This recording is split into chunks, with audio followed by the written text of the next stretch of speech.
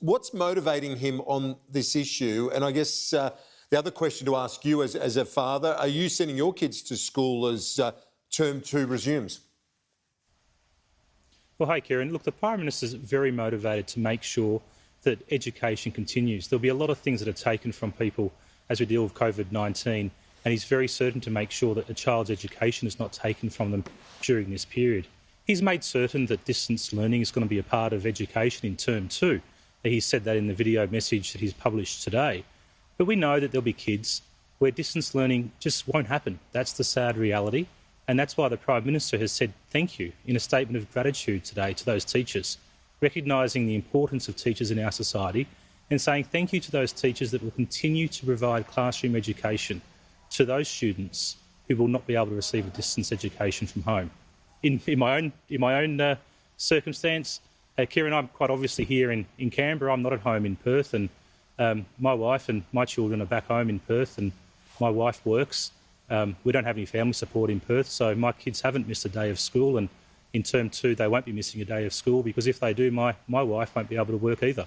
Now, I'm not asking for people to feel sorry for me, but there's so many other parents in that same circumstance where they don't have a choice to provide distance education to their students, to their children. Sorry.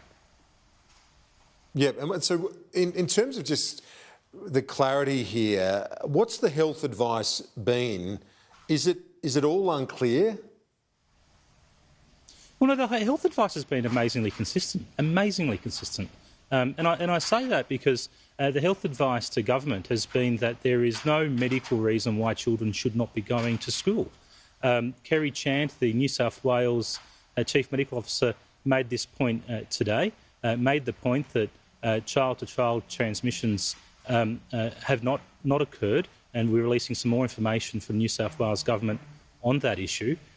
We know that the issues are not in relation to the health of teachers, but are in relation to the health of teachers, just like in so many other workplaces, and why state and non-government education departments need to put in procedures to protect the health of their teachers.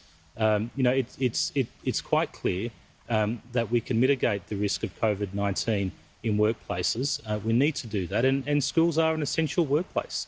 We cannot have a situation where young children, particularly from those communities or those children that are most vulnerable, missing out on a month or 2 months or 6 months or most of the year of their education will impact them for the rest of their lives. And that's what's motivating the Prime Minister on these issues.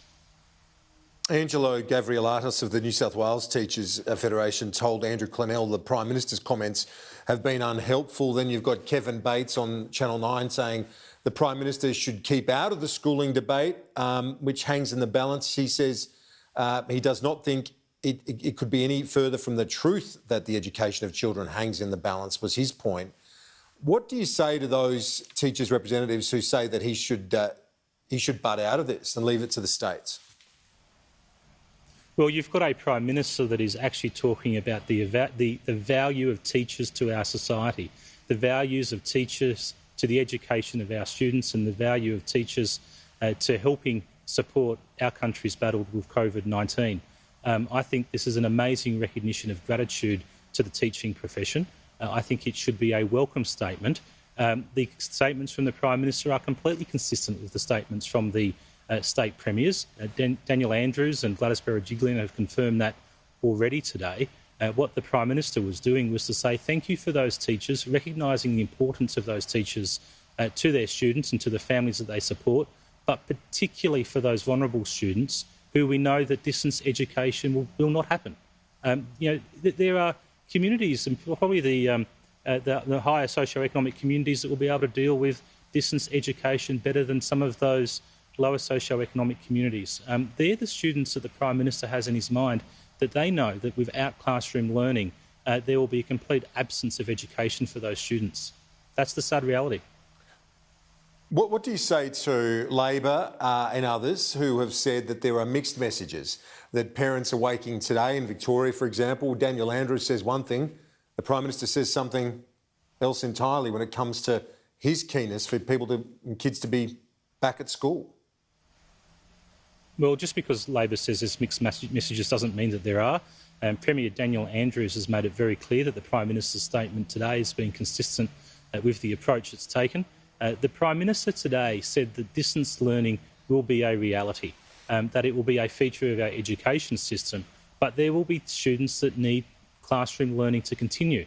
Now, I'm not aware of any state education department that will be turning away students from schools that need to attend because that's the only option available to them. So it is consistent. And just finally, we're almost out of time, but I want to ask you about this phrase the Prime Minister talks about when he says we've bought time. What does that mean? I mean, does it mean that we've bought time to September, or, I mean, how long are we in this state of crazy shutdowns that we're all, struggling to deal with? Yeah, look, when the Prime Minister says that we bought time, what he's saying is thank you to the Australian people for buying that time.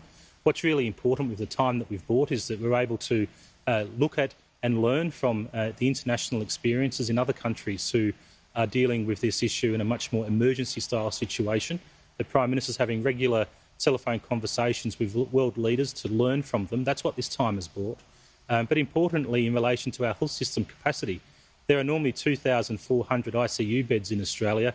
That can go to 3,000 very quickly. And with the work that we're doing with private hospitals and the like, coming up to 7,000. We're at today, there are 77 people as of 6:30 this morning in ICU and 43 of them on ventilators. So the time that we've bought has meant that we're able to plan and prepare, we're able to make sure that we build the capacity in our health system, but also learn from international experience as well. And that time's been bought by the Australian people, and that's why the Prime Minister is so grateful for their acceptance of the restrictions that have been put in place, because it's worked.